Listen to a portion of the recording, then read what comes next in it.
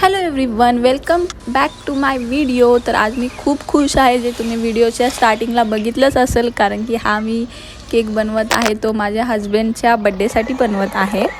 आणि त्याच्यात मी भरभरून चॉकलेट टाकले, कारण की मला पर्सनली चॉकलेट फ्लेवरचे केक हे खूप आवडतात।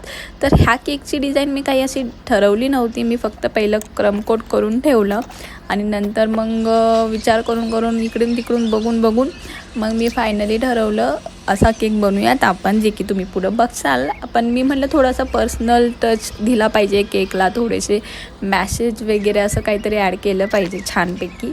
सो मग मी थोडे मॅसेज त्याच्यावरती ॲड केले।